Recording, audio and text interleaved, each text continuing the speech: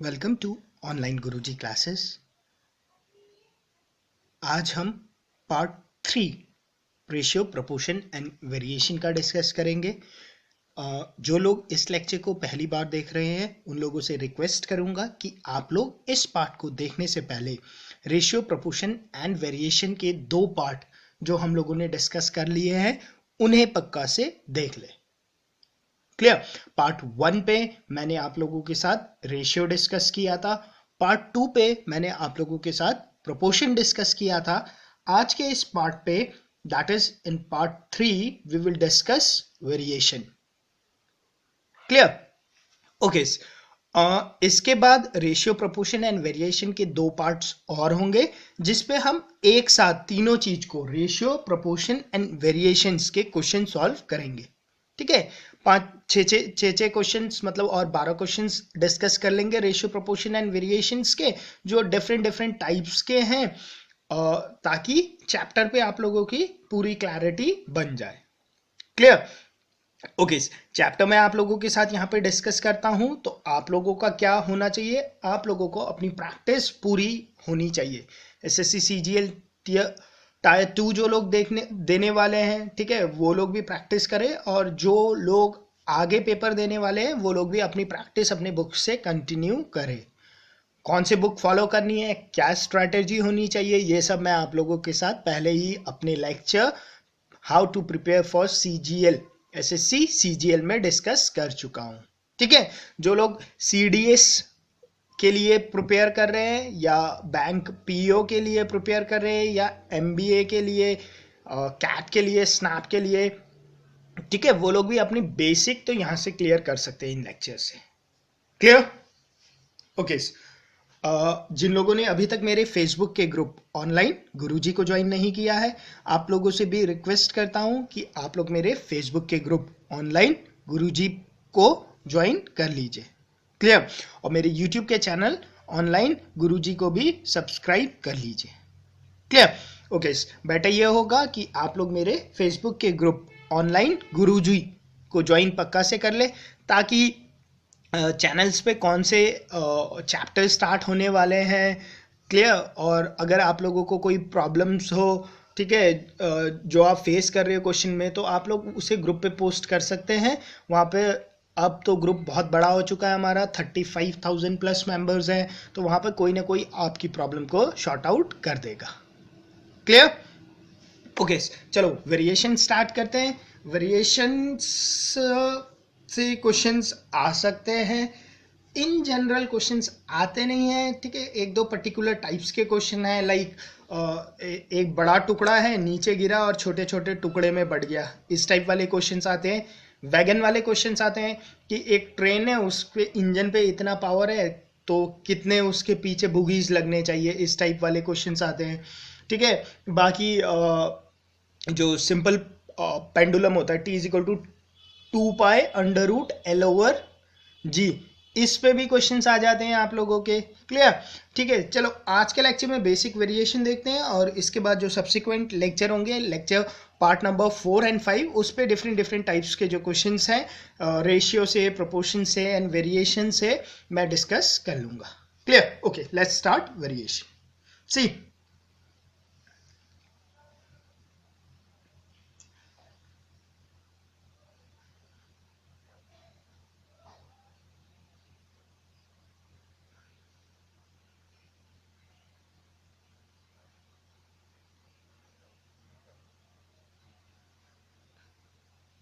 Clear. जो variation होते हैं ना, तो 2 टाइप से वेरी करते हैं कोई भी चीज, जो क्वेश्चंस आएंगे आपके एग्जाम्स पे। One is direct variation,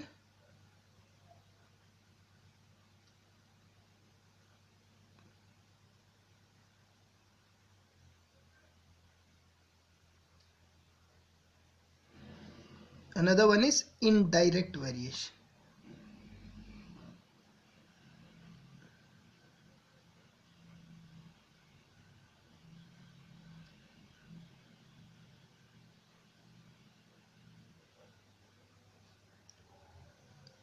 clear. अब देखो, अब डायरेक्ट वेरिएशन क्या है। सपोज मैं ऐसे बोलता हूं P varies directly in proportion to Q.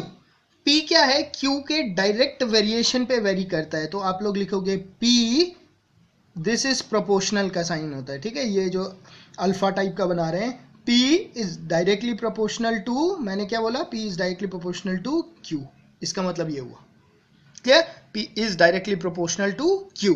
अगर मैं वही इनवर्स का बोलता हूं, P is inversely proportional to Q, तो क्या लिखूंगा, P इज, साइन सेम है, वेरिएशन बट इनवर्स है तो 1/Q, clear. Direct variation, P is directly proportional to Q, clear. Indirect variation या इनवर्स वेरिएशन भी बोलते हैं इसे,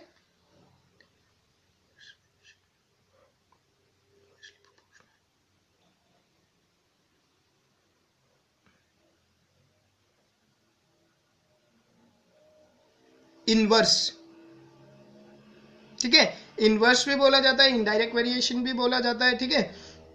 इनवर्सली प्रोपोर्शनल बोलते हैं तो P is inversely proportional to Q बोलते हैं, तो P वेरिएशन, इनवर्सली का मतलब 1/Q, clear. Direct is direct, inverse is 1/ करके, मतलब रेसिप्रोकल में, क्लियर। अब क्या किया जाता है, देखो ये जो साइन है हमें इसे हटाना होता है, हम लोग बोल देते हैं P, ये साइन हटा के मैं Q कर देता हूं, K Q, similarly P is equal to K times of 1/Q, clear. यहां पे K क्या है, K है हमारा कांस्टेंट,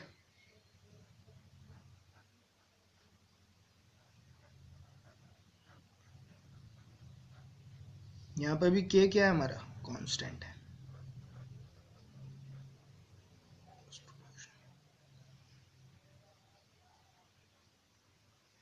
क्लियर।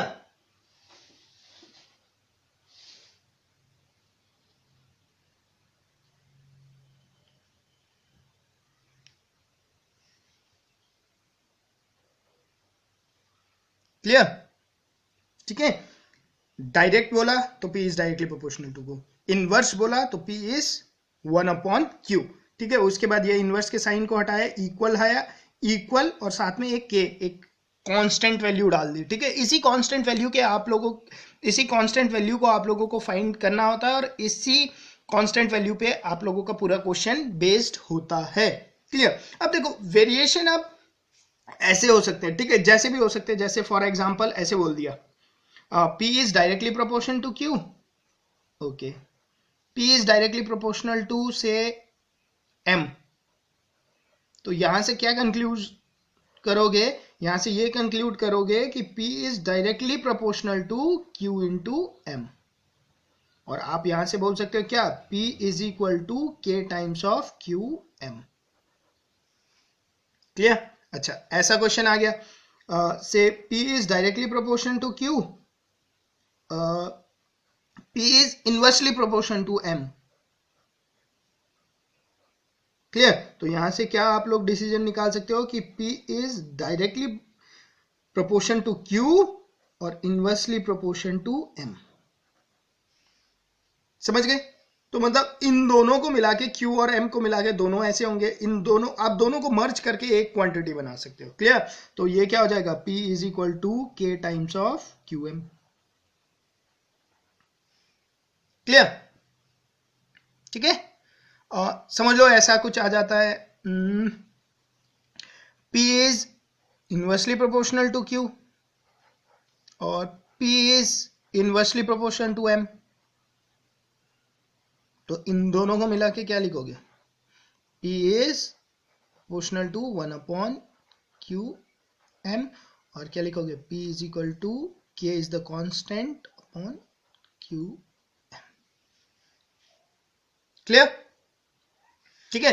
सपोज कुछ भी आ सकता है, सपोज आ गया P is directly proportional to square root of Q, next P is directly proportional to cube of M,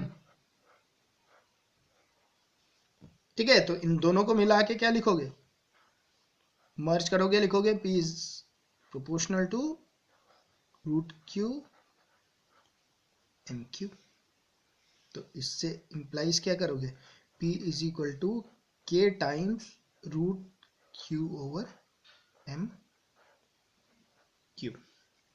ठीक है, समझ में आ गया? Direct variation, inverse variation, clear, और इन दोनों को क्लब करके एक वेरिएशन कैसे बनाया जाता है, क्लियर। ऐसे दिया होता, क्वेश्चन में दिया होगा P is directly proportional to Q and P is inversely proportional to cube root of Q, then और उसके बाद कोई सर्टेन कंडीशन दी होगी और सिंपल से क्वेश्चंस होते हैं, क्लियर। क्वेश्चन देखे, इतना समझ में आ गया ना, वेरिएशन लिखना आ गया, दोनों को क्लब करना आ गया, क्लियर। अब देखते हैं क्वेश्चन कैसे करना है।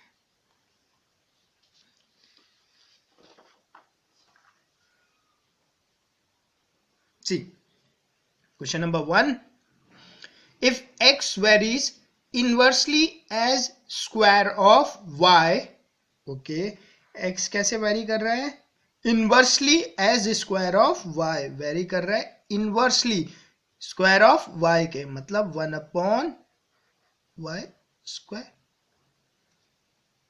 क्लियर। मैंने ऐसे क्यों किया, इनवर्सली है इसलिए 1, स्क्वायर ऑफ y बोला तो y का स्क्वायर, ठीक है, ये लिखना आ गया होगा, इनवर्स है इसलिए 1 अपॉन पे आया, क्लियर। तो यहां से क्या लिखोगे इसे आप, which implies x is equal to k is the constant into 1 upon y square, clear. आगे कंडीशन देता है, in such a way that if x is equal to 1 then y equal to 6, वो बोलता है ऐसे वेरी कर रहा है सच दैट कि जब x 1 हो ना तो y कितना होता है उस टाइम पे 6 होता है, तो आप लोग वैल्यू डाल दो, 1 is equal to k into 1 upon 6 का स्क्वायर कितना होगा 36, तो यहां से आपके पास k कितना आ गया, k की वैल्यू आ गई आपके पास 36, क्लियर। k तो कांस्टेंट है, x और y वेरी कर रहे हैं, क्लियर। तो मैंने k जो कांस्टेंट वैल्यू थी वो निकाल ली कि जो कांस्टेंट वैल्यू है वो क्या है 36 है। हर क्वेश्चन में ऐसे ही अप्रोच आएगा, पहले कांस्टेंट निकालोगे, उस कांस्टेंट को दोबारा से इक्वेशन में पुट करोगे और अकॉर्डिंग टू कंडीशन उसे फिर से सॉल्व कर लोगे, क्लियर। अब मेरा इक्वेशन क्या बन गया, कांस्टेंट निकलने के बाद अब मेरा इक्वेशन बन गया x is equal to 36 into 1 by y square, क्यों, क्योंकि k की वैल्यू 36 है, k की वैल्यू 36 डाल दी यहाँ पे, k तो कांस्टेंट है, क्लियर। फिर मुझसे क्वेश्चन क्या पूछता है, if y is equal to 3 what is the value of x, वो बोलता है अगर y 3 है तो x की वैल्यू क्या होगी, simple, x is equal to 36 into 1 by 3 का स्क्वायर इज 9, 9 1 जा 9 4 जा, तो x की वैल्यू क्या आएगी 4, क्लियर, ठीक है। बस इसी टाइप के क्वेश्चंस आने एग्जाम्स पे भी जो आएंगे, क्लियर। ज्यादा से ज्यादा क्लब कराएगा आप लोगों को, ठीक है, इस पे क्लबिंग भी नहीं थी, ये तो डायरेक्टली सिंपल क्वेश्चन था, बट इससे अप्रोच आप लोगों को समझ में आया होगा कि दो कंडीशन दी होगी, क्लियर, हमेशा पहली कंडीशन से आपको कांस्टेंट की वैल्यू निकल जाएगी, इन जनरल 90% क्वेश्चंस पे दो कंडीशन दी होगी, पहली कंडीशन से आप कांस्टेंट की वैल्यू निकालोगे, उस कांस्टेंट को इक्वेशन में पुट करोगे, दूसरा कंडीशन उस पर डालोगे, जो पूछा हुआ होगा वो निकल जाएगा। इन जनरल जो क्वेश्चंस होते हैं 90% ऑफ क्वेश्चंस जो आप लोगों के वेरिएशन के होंगे इसी टाइप के होंगे, क्लियर, ओके। क्वेश्चन नंबर 2 सी,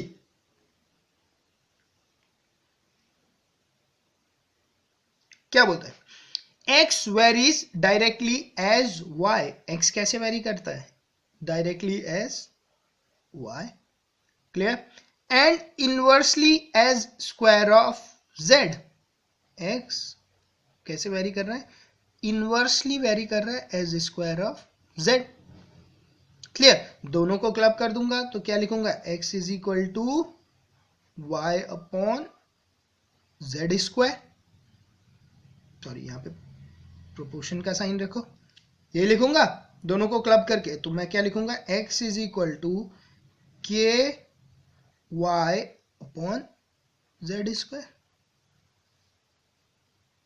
क्लियर? अब कंडीशन देखो, when y is equal to 4 and z is equal to 14 at that time x is 10. वो बोलता है x 10 है कब? जब y कितना है आपका? y है आपका 4 और z कितना है उस टाइम आपका? z है आपके पास 14. ठीक है, z स्क्वायर है तो 14 इंटू 14, यही बोला उसने आपसे. ठीक है, 4 से ये कटा, ये 7 से गया, ये 7 से गया, 2 2 पे तोड़ के काट दिया. क्लियर? तो यहां से k की वैल्यू कितनी आ गई आपके पास? k की वैल्यू आ गई आप लोगों के पास 7 7 जा 49 इंटू 10 490. क्लियर?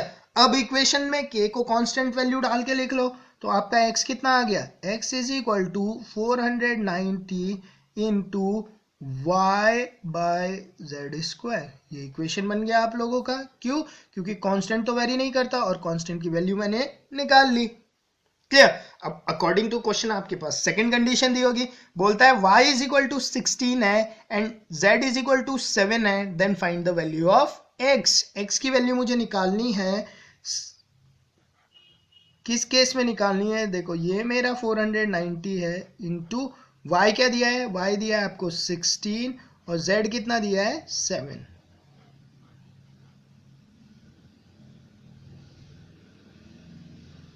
क्लियर? 7 7 जा 49, ये 10 आ गया और x की वैल्यू कितनी आ गई? 160. क्वेश्चन था find the value of x. x की वैल्यू क्या आ गई? 160.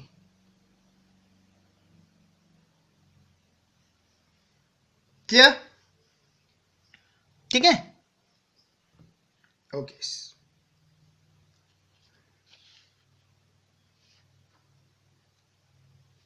Clear? Question number 3. C, x varies as mth power of y. x क्या कर रहा है? वेरी कर रहा है as mth power of y, y की mth पावर पे. क्लियर? ओके.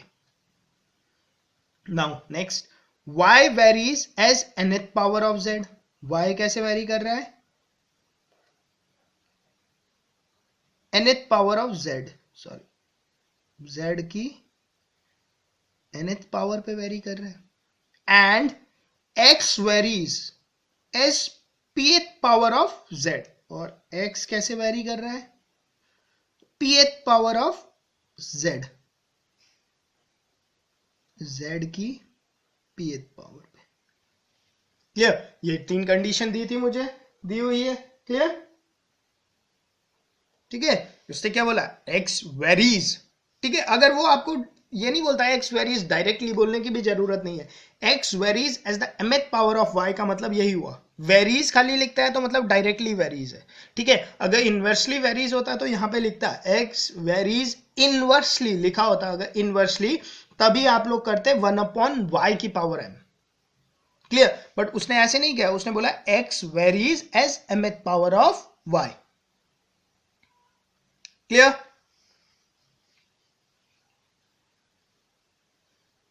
ठीक है, आगे क्वेश्चन पूछता है then which of the following is true. इसमें से क्या ट्रू होगा? ऑप्शन दे दिया आपको. ठीक है, अब देखो, सी सिंपल सा क्वेश्चन है.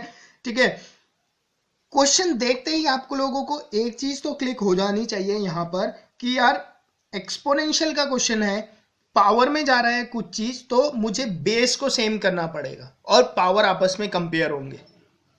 क्लियर? इतना बात एकदम स्ट्राइक होना चाहिए दिमाग पे. जब भी पावर वाले क्वेश्चन हो, देखो पावर पे है, पावर पे है, पावर पे है. ठीक है, पावर वाला क्वेश्चन है, आंसर आप लोगों के पावर पे ही दिए हुए हैं, पावर पे ही रिलेशन दिया है, तो सीधी सी बात होती है कि बेस को सेम बनाना है और पावर को इक्वेट करना है. क्लियर? एकदम दिमाग पे यही चीज आप लोगों के स्ट्राइक होनी चाहिए. क्लियर? ओके, ठीक है. अगर इतनी बात स्ट्राइक होती है तो क्वेश्चन खत्म हो गया. देखो, उसने मुझे दिया है x वेरीज y की पावर m के. और यहां पर दिया है x वेरीज z की पावर p पे, मतलब इस x को मैं क्या लिख सकता हूं, z p लिख सकता हूं इस x को, क्यों, x वेरीज है z p, तो मैं इस इक्वेशन को यहां पर डाल के मैं लिख सकता हूं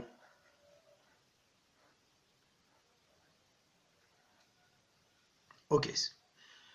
यहां पर देखो y, अब इस y को अगर मैं पुट करूं तो y वेरीज z की पावर n पे, तो मैं इसे ऐसे लिख सकता हूं y, इस y की जगह मैं यहां पे लिख सकता हूं z की पावर n m।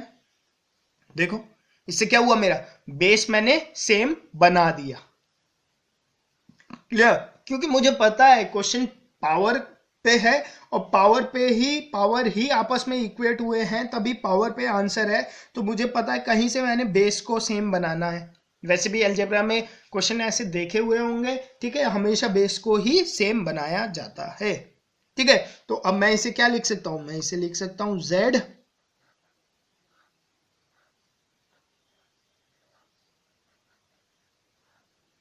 ये क्या हो जाएगा mn, ठीक है। अगर मैं इसे कंपेयर करूं तो आप लोग क्या लिखोगे, कंपेयर करने पे लिखोगे p is equal to M N,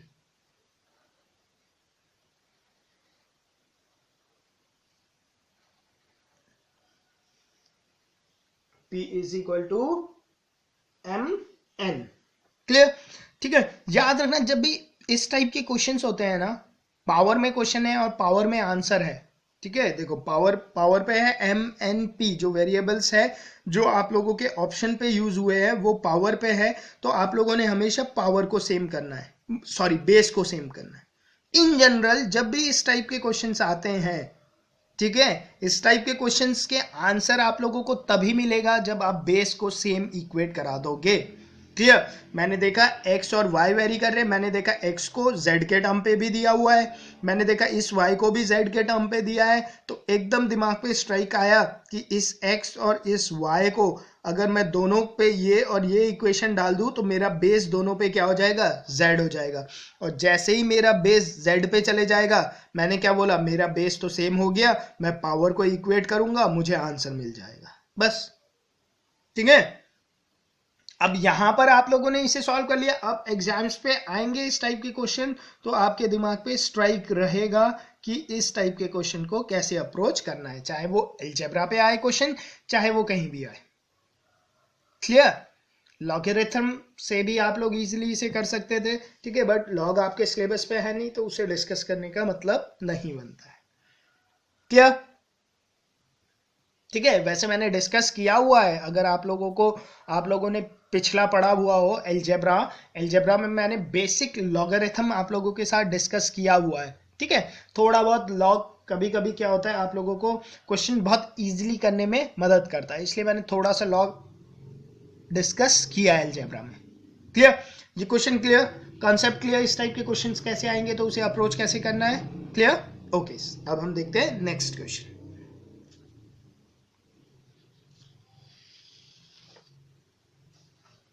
C question आपके कैट पे आया था, ठीक है, अच्छा क्वेश्चन है। इस टाइप के क्वेश्चंस आपके एसएससी सीजीएल पे मेंस पे आते हैं इस टाइप के क्वेश्चन, ठीक है। एक स्टैंडर्ड क्वेश्चन है इस वेरिएशन का, ठीक है, तो ध्यान से इसे समझना, okay. See the cost of diamond varies directly as the square of its weight, clear. वो क्या बोल रहा है, जो कॉस्ट ऑफ डायमंड है, से मैं बोल देता हूं पी मतलब प्राइस को रिजेंबल कर रहा है, वो बोलता है the cost of diamond varies directly as the square of its weight, इसके वेट के स्क्वायर के हिसाब से वेरी करता है प्राइस ऑफ डायमंड, क्लियर।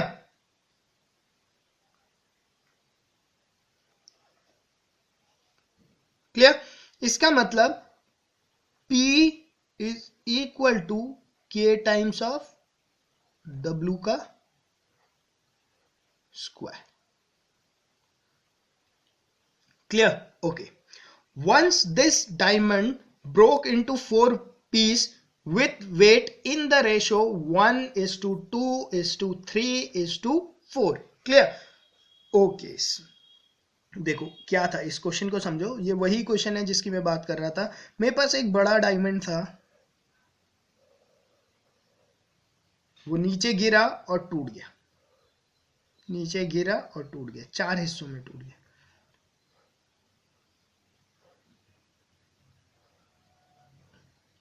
ठीक है, उनके रेशियो क्या दिए, 1 2 3 4, मतलब मैं बोल देता हूं एक 1x का था, एक 2x का था, एक 3x का था और एक 4x का था।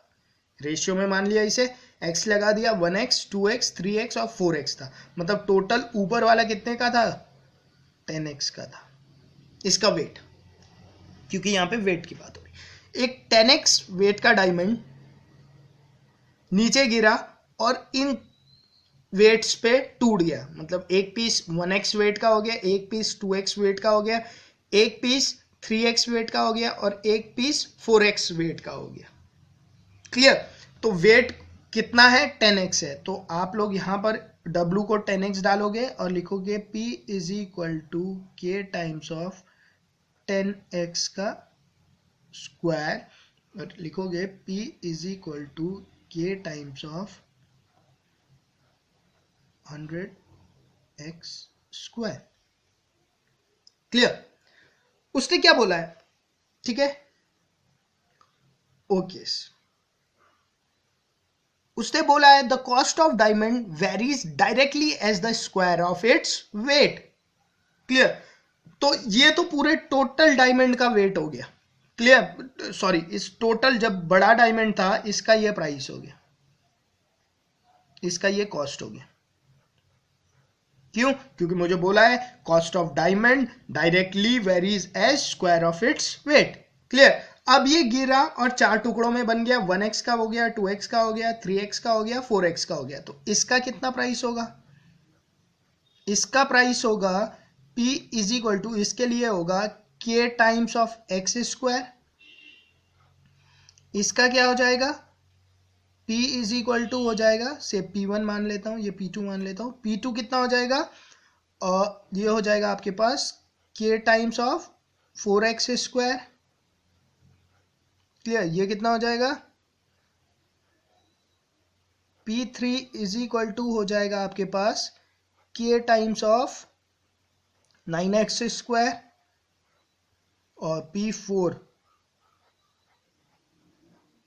हो जाएगा आपके पास K times of 16x square.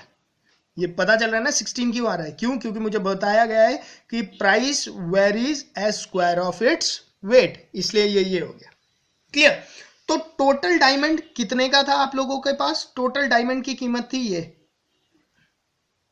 ठीक है, टूटने के बाद डायमंड की कीमत कितनी हो गई, टूटने के बाद डायमंड की कीमत 4 हिस्सों में टूट गया, तो डायमंड की कीमत क्या हो गई, P1 plus P2 plus P3 plus P4, मतलब कितना हो गया, 1 प्लस 4 5, 5 प्लस 25 30, तो टूटने के बाद डायमंड की कीमत हो गई P K टाइम्स ऑफ 30 का एक्स स्क्वायर। क्लियर, यही होगा ना, अभी तक क्लियर। डायमंड था, डायमंड का कॉस्ट क्या था, डायमंड का जो भी कॉस्ट था वो वेरी कर रहा था उसके स्क्वायर ऑफ वेट के साथ। क्लियर, तो मैंने बोल दिया कि जो 10x का जब डायमंड था तो उसकी कॉस्ट कितनी आ रही थी, K 100x स्क्वायर, वो डायमंड टूटा 4 हिस्सों में, 1x के, 2x के, 3x के और 4x के। जब वो 1x का था तो उसका प्राइस K x स्क्वायर हो गया, 2x का था तो उसका प्राइस K 4x स्क्वायर हो गया, स्क्वायर ऑफ वेट है ना इसलिए स्क्वायर कर दिया मैंने।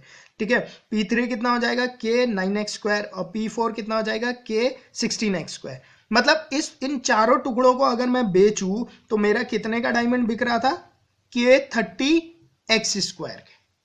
क्लियर, ओके, अब आगे देखो, when the pieces were sold the merchant got 70,000 less. Okay, जब उसने सारे पीसेस को बेचे तो मर्चेंट को कितना मिला, 70,000 रुपए कम मिले। पहले कितना मिल रहा था उसे, पहले मिल रहा था उसे 100K एक्स स्क्वायर, पहले इतना मिल रहा था, बाद में टूटने के बाद उसे कितना मिल रहा, 30K एक्स स्क्वायर। ठीक है, और उसने मुझे बोला इन दोनों में डिफरेंस कितना है, उसे 70,000 का डिफरेंस है, 70,000 कम मिला है, इसका मतलब ये वाला इस वाले से 70,000 ज्यादा था। क्लियर, यही बोला। ओके, तो ये इक्वेशन को सॉल्व करने में क्या आ गया, 70k x square is equal to 70,000। Clear, एक जीरो से एक जीरो कैंसिल आउट, एक 7 से एक 7 कैंसिल आउट, तो मेरे पास आ गया k x square is equal to 1000।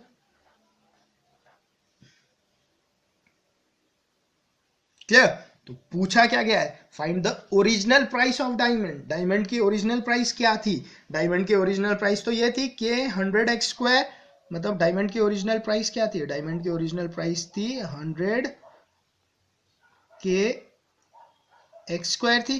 Clear, ये थोड़ा कॉम्प्लिकेटेड सा लग रहा है इसलिए मैंने ऐसे लिख दिया इसे।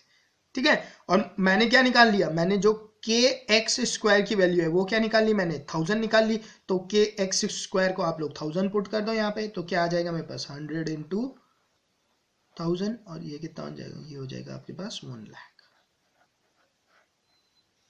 Clear, option is option number C, answer is option number सी।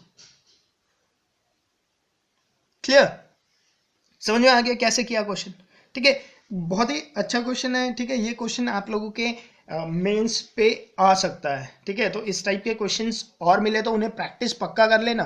ठीक है, या तो आप लोगों को क्वेश्चंस वैसे तो बुक पे मिल जाएंगे इस टाइप के क्वेश्चंस आप लोगों को, अगर नहीं मिलते तो इसी क्वेश्चन को अच्छे से एक बार समझ लो, एक बार समझ गए पेपर में आएगा सेम कंसेप्ट पे ही आएगा। ठीक है, आप लोग इजीली इसे सॉल्व कर लोगे अगर आप लोगों को यहां पर समझ में आ गया है। क्लियर,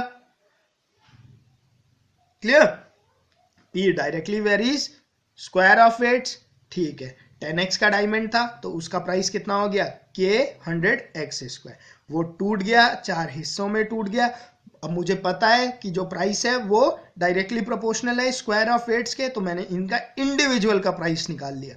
इंडिविजुअल का प्राइस आ गया k x square, k 4x square, k 9x square, k 16x square. अब उसने चारों पीस टुकड़े बेच दिए। ठीक है, जब उसने चारों टुकड़े बेच दिए तो कितनी कीमत पे बिके होगी, चारों टुकड़े बिका के 30x स्क्वायर में, ये चारों टुकड़ों का कीमत आ गया। क्लियर, अब उसने बोला कि ये जो, क्योंकि मार्बल टूट गया और उसे 4 टुकड़े में उसे बेचना पड़ा, तो इस ट्रांजैक्शन पे उसे 70,000 का नुकसान हो गया। तो आपने बोला पहले इतने का बिक रहा था, अब इतने का बिक रहा है, और इन दोनों का डिफरेंस आप लोगों को पता है कितना है, 70,000 है। वहां से आप लोगों ने कांस्टेंट और जो एक्स स्क्वायर थी उसकी वैल्यू निकाल ली 1000। अब इस उसने पूछा था ओरिजिनल प्राइस, तो के एक्स स्क्वायर जो ओरिजिनल प्राइस में था के एक्स स्क्वायर, उसको आपने 1000 डाल दिया, 1000 इंटू 100 हुआ, आंसर क्या हो गया, 1 लाख हो गया।